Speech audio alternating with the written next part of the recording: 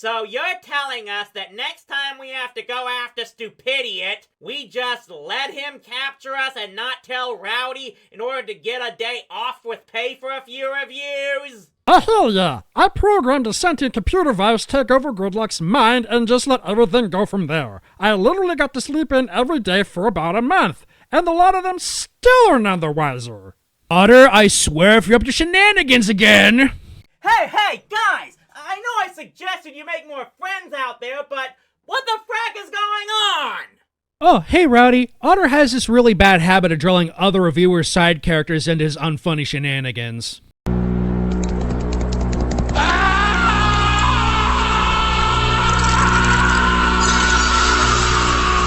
You have your own meme queue? What, don't we all? Well, your little rodent can pride himself on getting us into shenanigans. Thanks to Internet Reviewer Law number 47, we now have to do a crossover together. So, go ahead, give me the worst thing you got.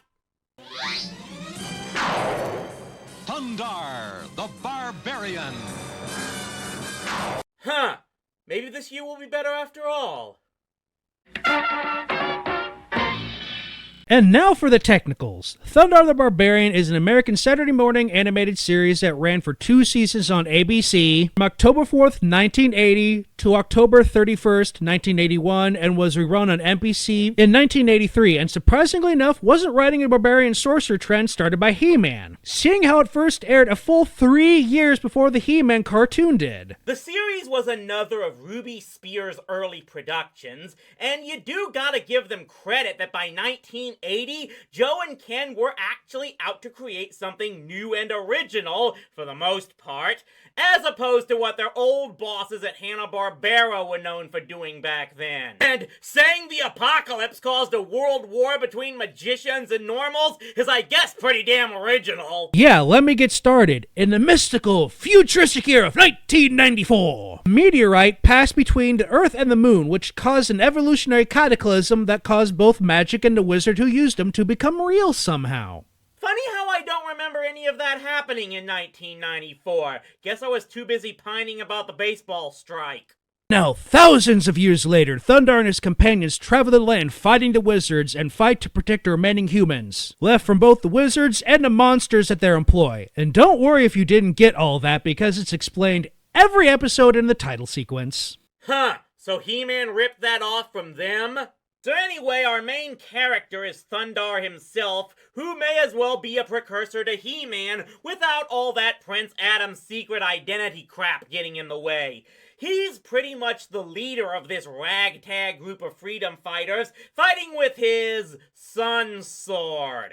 A sword with a pop-out beam of light.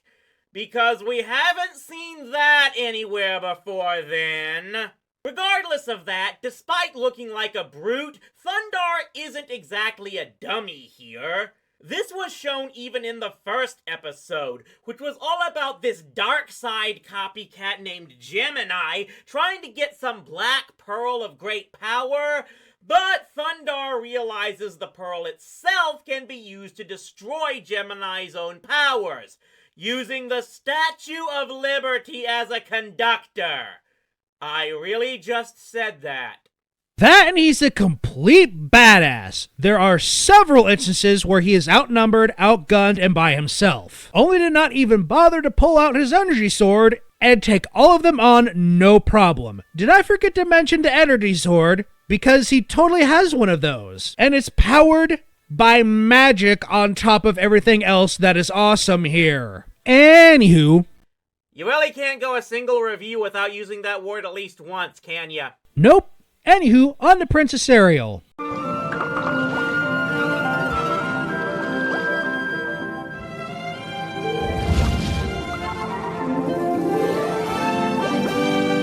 Really? You had to go there? We got it out of the way, you may proceed.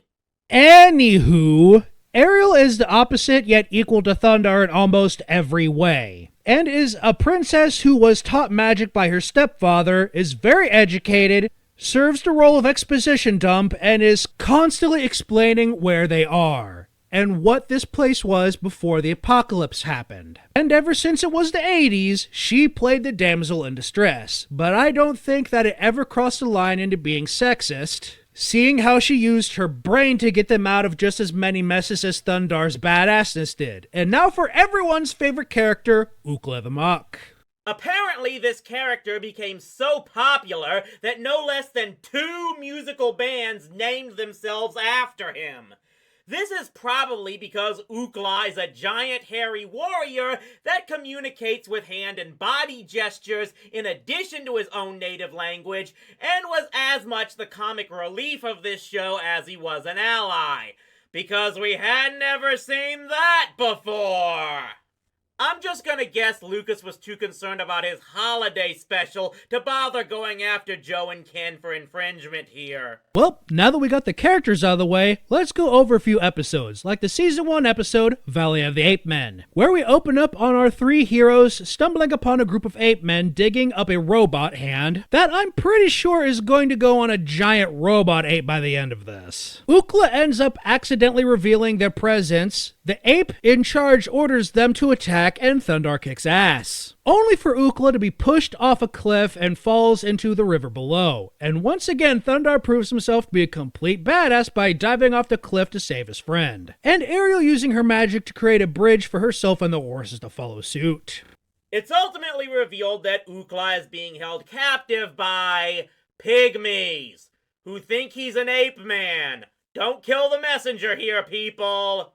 It turns out the pygmies have been at war with the ape men for who knows how long, and at least here I can't accuse them of ripping off Lucas because Return of the Jedi came out 3 years later. No, they're copying something else entirely. What do you mean by that? What are the ape men building again? A giant King Kong animatronic that they claim to be the Great One.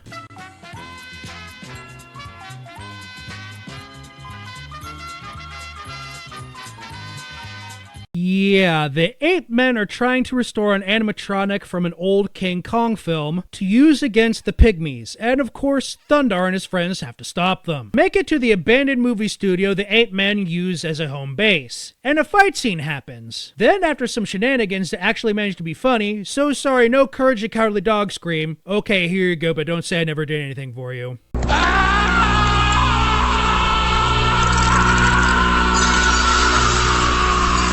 Anywho, they get captured and the ape man chief does the smart thing and takes Thundarr's magic-powered lightsaber ripoff sword, and we are only at the halfway mark of the episode. Then the ape men try to leave the team tied up to be eaten by a dragon, so naturally I feel sorry for the soon-to-be dead dragon. And it's glorious. Somewhere between Thundarr regaining his sword and Ookla hitting it with a stone pillar, that thing is turned into a pair of leather boots in a matter of moments, and I was thoroughly entertained. So, how are Thundarr and company able to destroy the mighty Kong?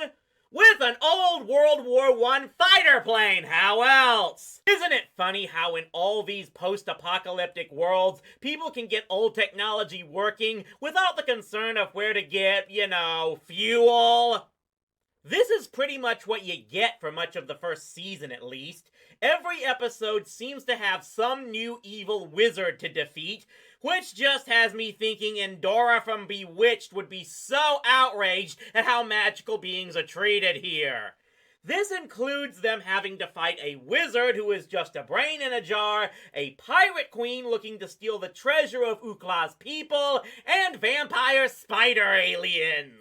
And it's in Season 2 where things get really weird. What, a cartoon about barbarians and wizards in a world where magic never existed until after the apocalypse hit and ape men use Kong robots to attack pygmy villages actually gets weirder? What, do they have a shrinking episode? Well, yes, but I'm talking about the time travel episode.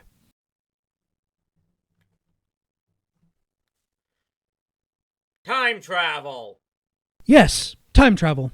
You know what? As long as they don't go all Donnie Darko, I'll take my chances.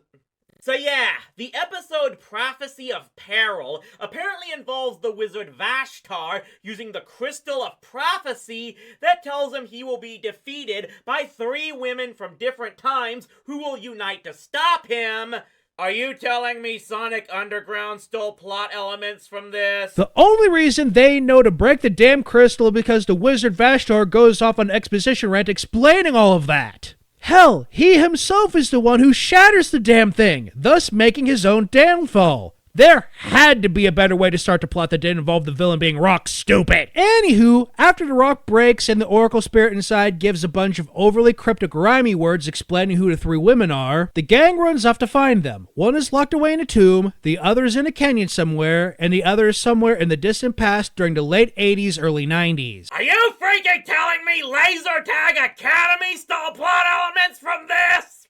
So Vashtar uses some magic stone to go back in time and kill the one called Valerie, who turns out to be a freaking fashion model, and then he actually brings her back to his and Thundarr's time, which, you know, would just increase the prophecy's chances. Okay, Vashtar, you're not at Doofenshmirtz level of villain stupidity here, but you've definitely surpassed Adventures of Sonic Robotnik.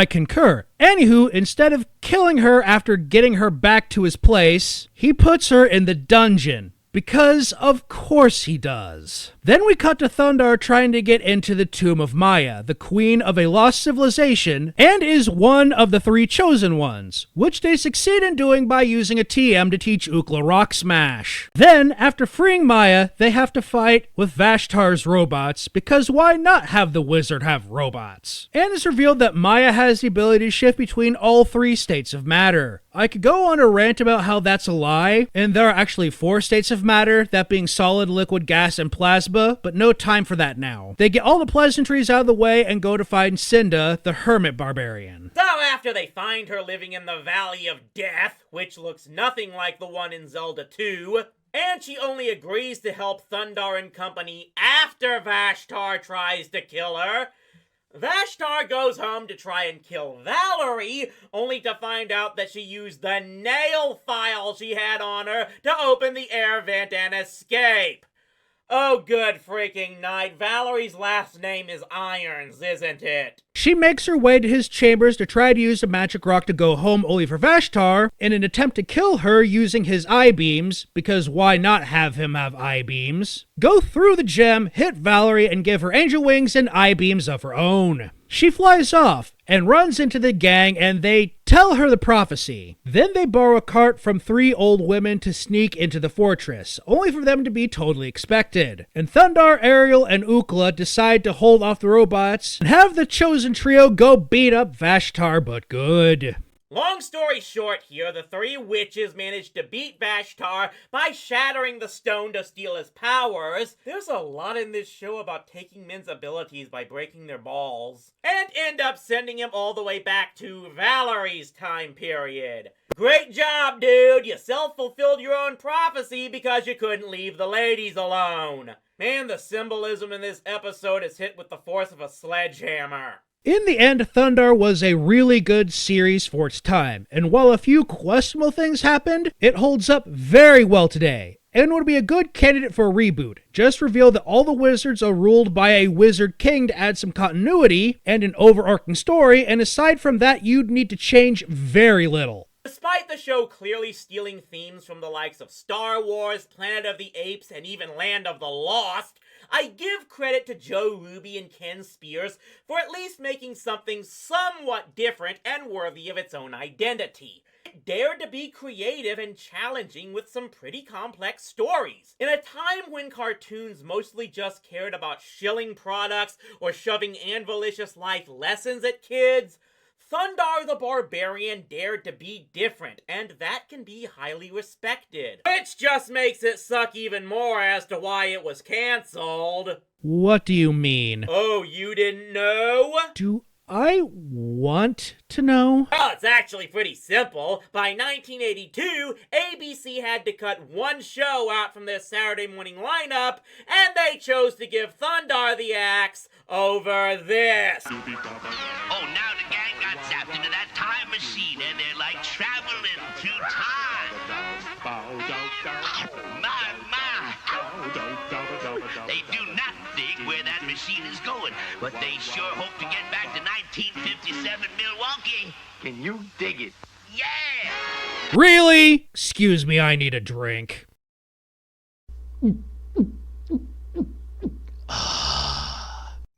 I love it when I can press someone's berserk button. So yeah, I guess everyone please like and subscribe to Walrus Clown's channel, and hope to see you next time on TV Trash. Boo!